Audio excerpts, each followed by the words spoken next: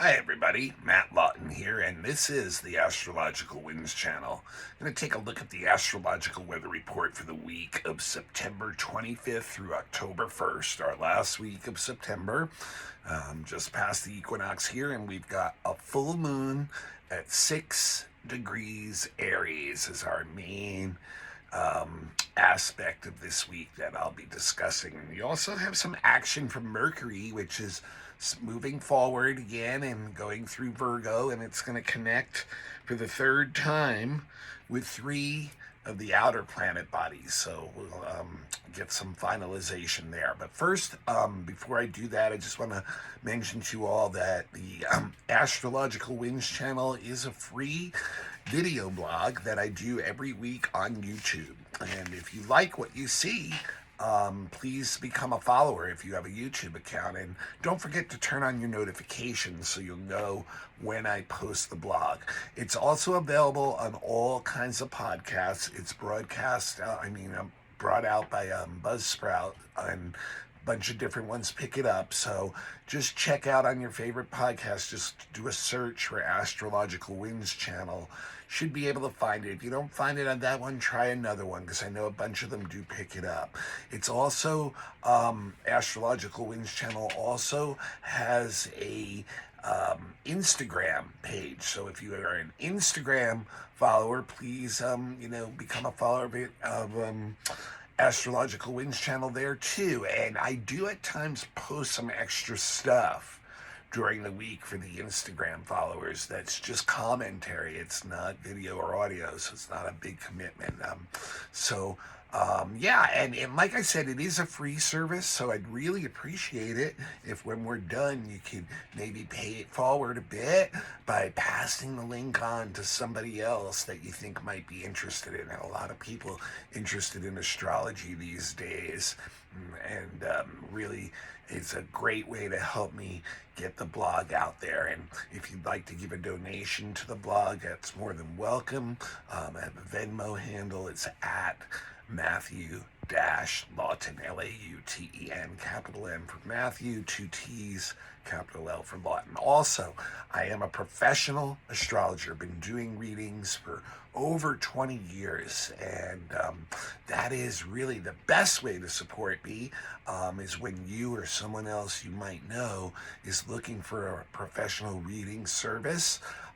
Please get in touch with me via email, mattHue823@gmail.com. There's no commitment to starting that process. We can discuss it a bit and see where we want to go from there. And one more time, that's mattHue823@gmail.com. I'll give all that contact info and some more details on the services at the end, but I want to get into things. Like I said, Mercury went direct, remember, on the 15th, so that's now been 10 days, and it's starting to move quickly again, getting still in the shadow of the retrograde period, but seeing the light at the end of the tunnel.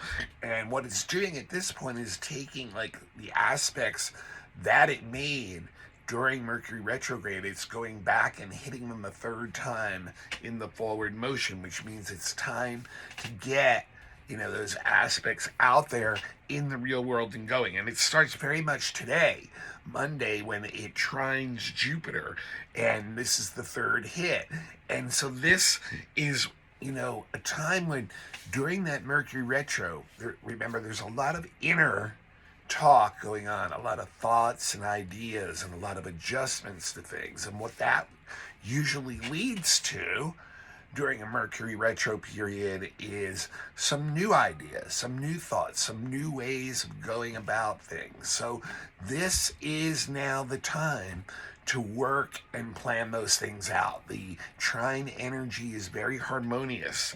It's a time to, pay attention to what those thoughts were in these new courses of action that you were interested in and thought were good ideas. Something that is for the future, that's enlarging your scope of things, that's widening your vision, that's bringing in more.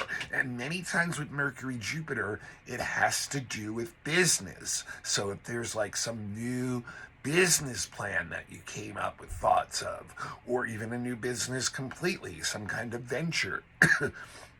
This is the time to start making the announcement, to get it out there, to start making the plan and following the plan and organizing the things you need to do.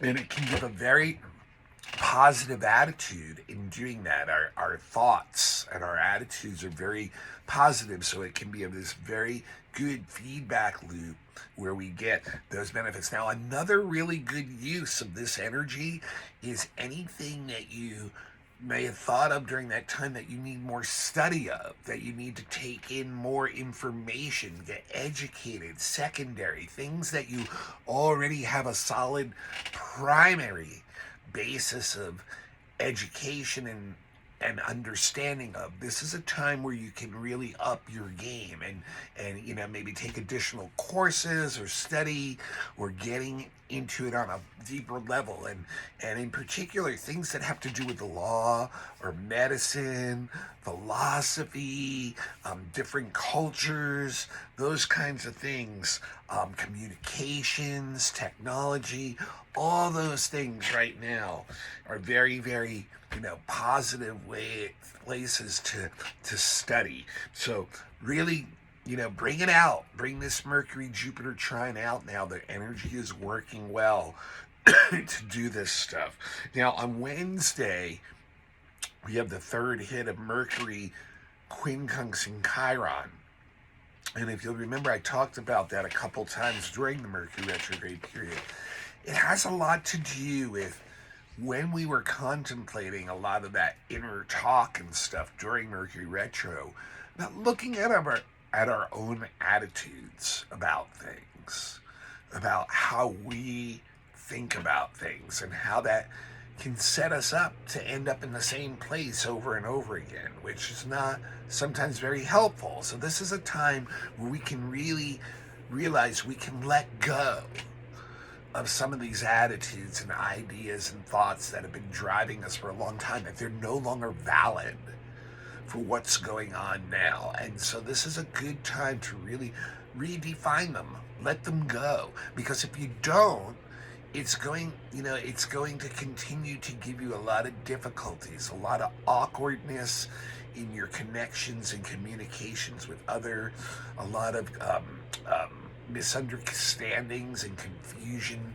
about the information you have not really fitting in well anymore. So it's really this energy that requires this adjustment of our attitudes and thoughts and opinions, and the way in the way we're even bringing them out into the world. Okay, we get to the main event of the week on Friday. This is a full moon in Aries at 6 degrees exactly, okay? And it's, remember, the full moon means that the aspect is the moon is opposite the sun. So it's a highly tense aspect. There's tension in oppositions, two sides pulling in different directions. And when it's the moon and the sun, we're talking about our emotions versus our will going in two different directions, okay? And interestingly enough, this full moon does not aspect any of the other standard planets. It does pick up a square to Vesta, the asteroid Vesta, which I'll talk about, and it is ruled by Mars, which is also picking up a bunch of aspects to different planets. But it's a pretty pure full moon in its energy, not really being interfered with or colored by any of the other major planets or bodies. So what do we got going on that's creating the tension with a full moon in Aries? Well, that means our sun is in Libra. They're the two signs that are opposite one another. It's me versus you, or me versus others type of energy. So the moon in Aries can be a very combative type of moon energy. actually. It's seeking something new. It's seeking some new kind of challenge, really, is what the moon in Aries wants. It's kind of bored with the same old, same old. So it's looking for a new adventure.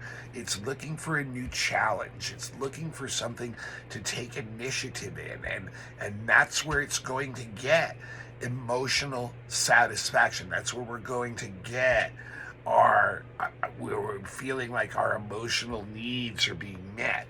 The problem with the moon in Aries is that when it's doing this, it is very insensitive to its actions and how they affect others, and even how we're affecting ourselves. They have a tendency to be very impulsive with the moon in Aries. And when you think about the full moon, and the reputation that the full moon has, even in society, that people act out, that they're in the full light of the moon, and they really show all of themselves. The moon in Aries is actually quite possibly the most dangerous one in feeding that impulsive acting out energy, not thinking about how we're reacting emotionally, and then acting, and then getting ourselves in trouble and alienating others. So the moon in Aries, the full moon in Aries, is the one that is going to feed that normal full moon energy of that acting out more than any other full moon. It can get very, very selfish, subjective, aggressive with its energy, and it doesn't really see or even care about the waves it's making, and that kind of thing. So it can be very, very, in a way, combative towards others and situations. And then that's exactly what the sun in Libra wants. It wants to get along with others.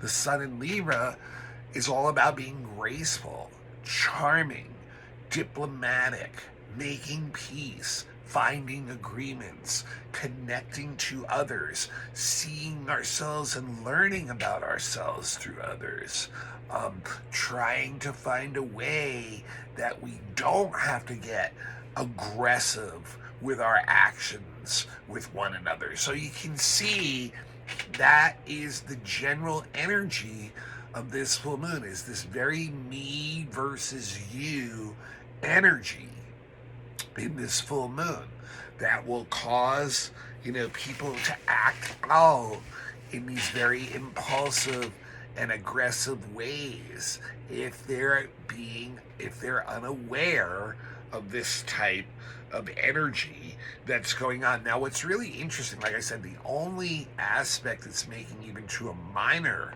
body is a square to Vesta. Okay, and to me, this is actually feeding into the moon and Aries part of not processing our emotions well, and therefore like having a lot of this inner turmoil kind of going on that is actually going to alienate groups that we associate or belong to, Vesta. So this is very, it's also can bring in a lot of like sexual frustration type energy too, not getting what you want and getting militant about your behavior, pushy, and once again starting to alienate others and blocking our own creativity by doing so. Now, like I said, no other aspects of this full moon to any other planet, but it's ruled by Mars. Remember, every sign has a ruler, so the Aries full moon is ruled by Mars. That's one of the signs that Mars is in charge of. And Mars is right now actually aspecting a whole bunch of planets. So it's conjunct the South Node. Remember last week, it's opposite Chiron, and it's also opposite Eris. In fact, it's right in between the Chiron-Eris conjunction right now. And then it's also square Pluto. It's applying to a square to Pluto, which is still kind of wide, and it's in a tight quincunx with Uranus, and then also has a sextile to Venus. So it's a very activated Mars, the ruler of this full moon, and it shows that once again the parts with the South Node, Chiron, Eris, Pluto, and Uranus are all very challenging. This shows that these actions that we take under this full moon, if they're being unconscious, if they're not taking into account how we're affecting others, we can get into some really drawn out battles with others. That's the Mars opposite Chiron that I talked about last week. One of the big things, two things about Mars opposite Chiron is to get into battles, open battles with enemies. And then we got Eris up there too, which shows that our actions are creating chaos.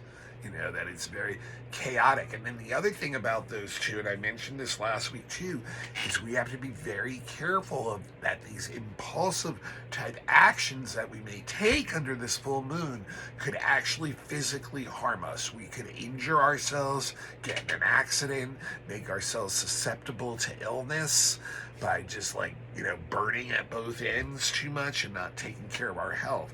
And it's conjunct the South Node. So that means, we're being pushed by our own habits, by the things, our own karma, so to speak, the way we've always done things. We're kind of on autopilot under all this energy, and it's creating a lot of chaos, creates a lot of dissension with others, and it's based on stuff in the past. And then we have a square to Pluto, a quincunx to Uranus that's really tight. And that's really going to feed the impulsiveness. It's going to make us feel really irritated and angry at times at any situation or person or authority who we perceive as blocking us, and we will react impulsively. This is like jumping on your motorcycle without a helmet on and then driving into a wall.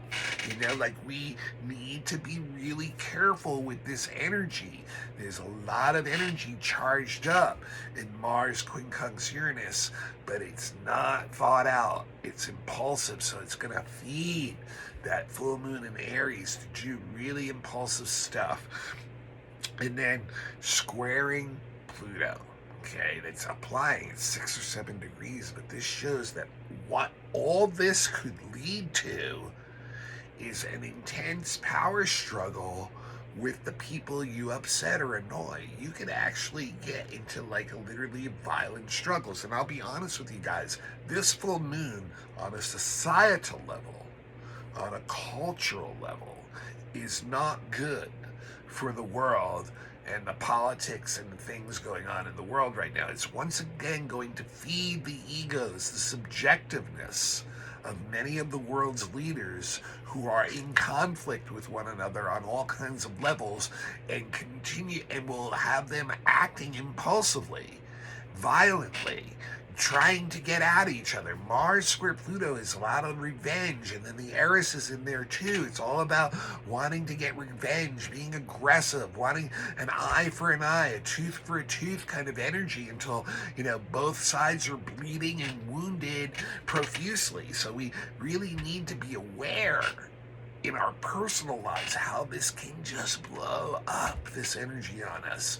This Mars and Aries, this Mars opposite Chiron and Eris, this Mars conjunct South Node, this Mars quincunx Uranus, this Mars square Pluto can all add up to our own impulsive actions, causing so much chaos and trouble around us that we hurt ourselves and create enemies even. Now, what can we do with it? There's a sextile to Venus, right? This shows that we have opportunities to make connections with others, that we actually still want to do that even. So can we take all these changes and chaos and pain and stuff that's going on and use the Mars square Pluto to bring transformation instead, reformation instead to ourselves first. That's that Aries. We need to serve ourselves first. That can be the adventure. That's what we can plug in to that need for something new, for some kind of adventures to reform our own lives, transform our own lives first. And then when we're in that power, be able to help transform everything around us too and others around us. It is not going to be easy. Not going to be easy at all. Now, the sun in Libra is actually ruled by that Venus, which is sextile to Mars. So that's the best thing we have going for us in this full moon configuration, is that the two lights that are in opposition to one another, the two rulers of those two lights, are in a nice spot with one another, because Venus is actually the ruler of that Mars in Libra, and that can help. Mars in Libra is traditionally in detriment because it actually takes away some of that aggression, some of that all about me Mars energy, and it makes us think about the other. It makes us slow down. It makes us think about how we affect the other people around us. It makes us want to become perhaps a peaceful warrior instead, a diplomatic solution to our problems rather than these impulsive, reactionary actions that are bringing aggression and no one is feeling satisfied about.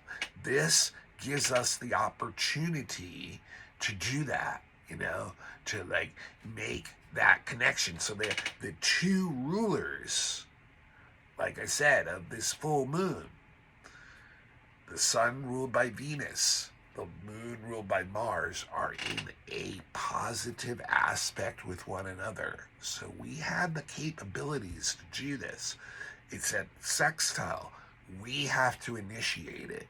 We have to use that Mars and Aries energy to initiate creating some kind of new opportunities with people that we can transform things around us. And that will give us the satisfaction that we're seeking in this full moon in Aries for some new adventure, for some new thing to take off. Now, what's really interesting too, on the same day, Venus is square Uranus.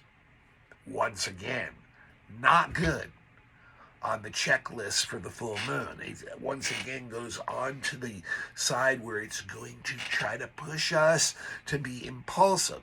Venus square Uranus is like revolting or rebelling against older relationships that we've kind of gotten stuck in the monotony of, and we're kind of getting irritated and angry and upset with those people for the same old stuff. So things can really blow up in a Venus square Uranus. Very surprising upsets within relationships, and it's like, whoa, shaking things up, because we're looking, just like the moon in Aries, for something new.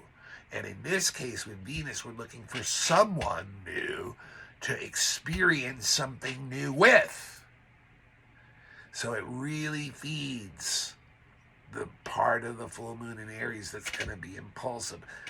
We don't have an easy task with this full moon. It's really imbalanced. The energy of, the pushy, impulsive, subjective, not thinking, get ourselves in trouble energy is way on that side. So we're going to have to use extreme amounts of discipline to try to really harness this full moon's energy, or otherwise we're probably going to find ourselves in some very emotionally charged, combative type of situations where we could really mess ourselves up. So we really have to be aware of this full moon this week.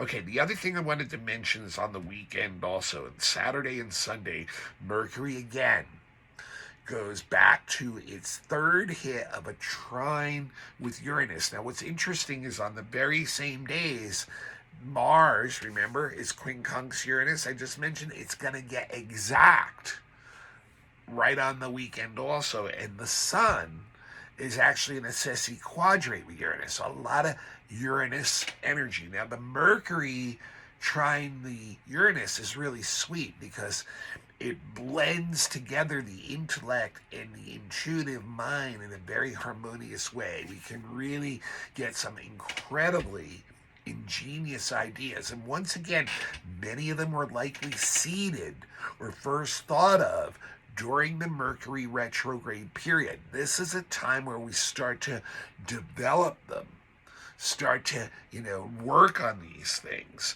start to, see new solutions to old problems, get new insights, quicker and deeper perceptions.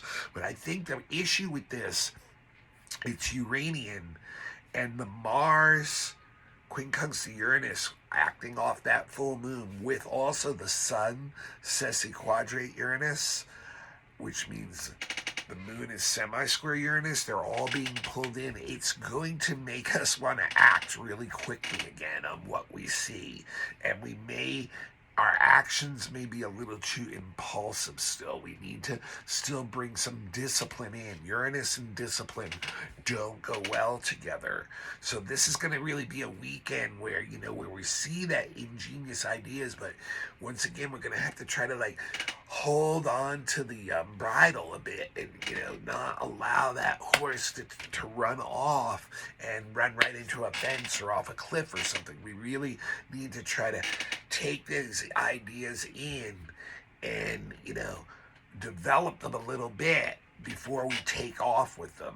So very interesting energy this week, really wrapped up in that full moon and Mercury moving forward. And it will not be an easy one to stay on top of the wave, especially with the full moon. I think the Mercury stuff, we can, and we can see it's a great week for planning, initiating, announcing, getting all those new ideas and thoughts and business ventures, projects out into the world that we might have been contemplating during the whole Mercury retrograde period. But this full moon is a very tough one because it's the full moon, it's the full moon in Aries, it's exasperating all that, and most of the energy, at least 3/4 of it, is pushing the moon in Aries side over the sun in Libra side.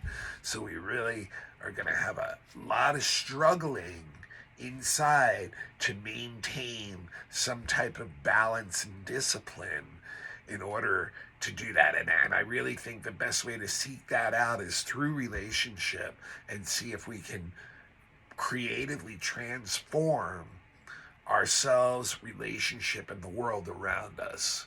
But it's not going to be an easy task with this full moon this week. All right, this is Matt Lawton. This is the Astrological Winds channel. It is a free service that I offer every week. I've been doing it for years. It's been on YouTube for several years now. Before that, it was on podcasts. Before that, it was a written blog. So it's been going a long time. And it's a free service I've been doing for many, many years, and would really love you to pay me back a little bit right now by passing the link on to somebody else. Remember, more than 50% of the world believes in astrology now, so you're not going out on a limb by doing that. And I know a lot of you guys have done that already. I also know there's other contacts in your phone that you haven't passed it on to yet. So if you can do that for me, I'd really appreciate that. And if you want to give a donation, currency donation to the blog, every penny definitely helps. It keeps me being able to do this and do astrology. So I have a Venmo handle that you can just send any amount to. You want to send $1? Fine. You want to send $100? Fine. You don't have anything to send, that's fine too. But please pass the link on. That Venmo handle is the symbol @ with the circle around it. Then Matthew with a capital M. 2 T's, Matthew, hyphen in the middle, not at the bottom, Lawton, capital Lauten. Thank you so much. But the best way that you can support me is I'm a professional astrologer. Yes, that's my job. And I've been doing readings for over 20 years. And I'd really like to do yours or someone else that you know that's ready for one when they're ready for a professional one. And that's very different from you getting one off the computer or reading a book or having a friend that knows something about astrology. It's much deeper. Your chart is always with you, and understanding the energies in it helps make your life so much more fulfilling and self-empowered. So I highly recommend you get your birth chart done by a professional astrologer if you've never had that done. And also, I do predictive readings around your birthday every year. Give yourself a birthday present. I do a reading just like this one for the week, but specifically for you, for just your next year. And it shows you the energies you're working with for the next year. And once again, self-empowerment, being able to make better choices, knowing what you're working with. Also do relationship charts for people who are interested in why they came together, or if you've been in a relationship a long time and you want to see what that entity has become and where it's headed. Do that. If you have a child and you're interested in learning how to connect with your child more in the big events of the first 20 years of their life, I do children's charts analysis. If you're thinking about moving somewhere else, or you're looking for power spots on the planet for your chart, we can look at relocation astrology, with also some people call astrocartography. Highly recommend doing that. If you know your natal chart well and you really want to get into soul spiritual depth work, we can do a fixed star reading. Really shows your soul purpose here. So any kind of specific questions in that what's about career, about other things that you might have, we can look at that stuff. Also, if you have a big event coming up, I highly recommend getting an election chart done, where it gives you the best day and time to start a new project, and therefore gives it a much better chance at success, or at least the way you want it to go in the long run. And if you have any kind of burning emotional question you can't seem to get an answer to, sometimes we can run a chart, horary chart, and find an answer in that. Also, there's beginner classes available if anyone's interested in learning astrology in depth. And also, if you have a group that would like an astrology lecture, an astrology class, a workshop, or some mini readings for an event, some kind of entertainment, please, any of these things, just get in touch with me. Initiate the process by emailing me. There's no commitment by initiating the process, and that's at mattHue823@gmail.com. One more time, mattHue823@gmail.com. Okay, next week I will not only do the weekly, but we will be looking at the month of October, and we're coming into our second eclipse season. So the next new and full moons coming up are going to be eclipses too. So that's going to be one of the main events coming up in October. I will see you all next week. I appreciate every one of you to the bottom of my heart. Hope you all have a great week. It's not going to be easy with that full moon. Let's try to stay conscious of our actions. See you all then.